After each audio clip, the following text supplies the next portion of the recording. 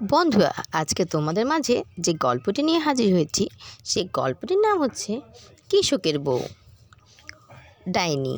তো গল্পটি, এক গ্রামে বাস করত রবিন এবং তার মা কাজলি। রবিন কৃষিকাজ করত। রবিন যা টাকা পেত তা দিয়ে তাদের খুব ভালোই সংসার চলছিল। রবিনদের কোনো কিছুর অভাব ছিল না, কিন্তু তারপরেও কাজলি সব সময় তার ছেলেকে নিয়ে অনেক চিন্তা করত, কারণ তার ছেলে কখনো বিয়ে করতে চেত না।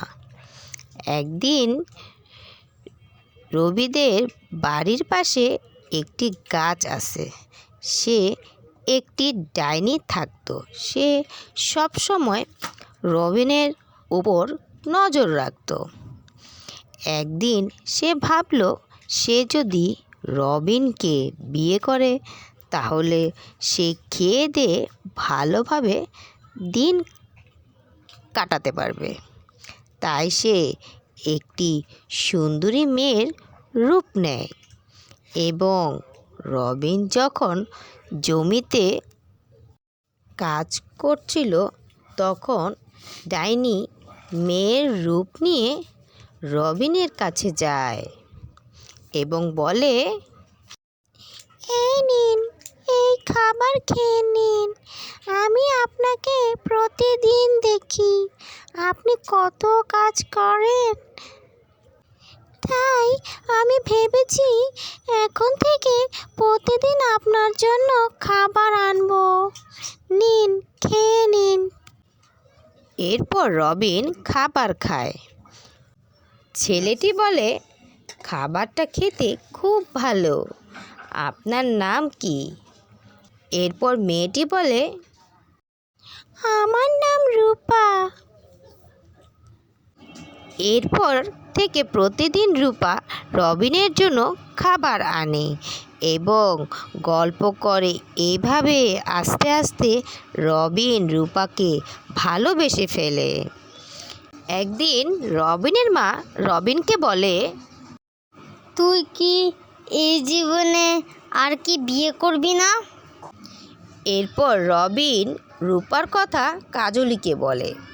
কাজলি রবিনের সাথে রূপার বিয়ের কথায় রাজি হয়। এর পরের দিন রবিন রূপাকে বিয়ের প্রস্তাব দেয়। রূপা রাজি হয়। এরপর রূপার সাথে রবিনের বিয়ে হয়। একদিন রবিন বাজার থেকে 20টি পুঁটি মাছ আনে। তখন কাজলি বলে, আমি তোমার মাছ কাটতে সাহায্য করি। তখন রূপা রেগে যায়, বলে, তোকে মাছ কাটতে হবে না, আমি মাছ কেটে রান্না করব। তোরা কেউ রান্নাঘরে আসবি না, তাহলে ঘাড় মটকে দেব। এরপর রূপা রান্নাঘরে ডাইনির রূপ নেয় এবং মাছ ভাজে এবং খেতে শুরু করে। 19টি মাছ খেয়ে লাস্ট একটা মাছ রেখে দেয় এবং রবিন আসলে রবিনকে খেতে দেয়। রবিন বলে, একটা মাছ কেন? আমি তো কতগুলো মাছ কিনেছিলাম। আমার সব মাছ ভাজা শেষ, খালি একটা মাছ ভাজতেছিলাম। তখন হাত ধুতে গিয়ে এসে দেখি বিড়াল মাছগুলো মুখ দিয়েছে, তাই সব মাছ ফেলে দিয়েছি। এরপর রবিন রাগ করে ভাত না খেয়ে চলে গেল মার কাছে। এরপর কাজলি তাকে সব ঘটনা খুলে বলে। তখন রবিন বলে, তাহলে রূপার ভিতর কি ডাইনি ঢুকেছে? এরপর তারা তান্ত্রিক আনে। তান্ত্রিক কিছু ছাই ছুঁড়ে মারলো ডাইনির গায়ে।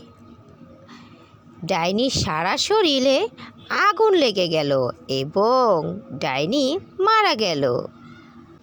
এরপর রবিনের মা রবিনের আরেকটি বিয়ে দেয় এবং তারা সুখে শান্তিতে বসবাস করতে লাগে। বন্ধুরা, আমার গল্পটি তোমাদের কেমন লাগলো? গল্পটি যদি ভালো লেগে থাকে এখনই আমাদের চ্যানেলটি সাবস্ক্রাইব করে দাও। আল্লাহ হাফেজ। আসসালামু আলাইকুম।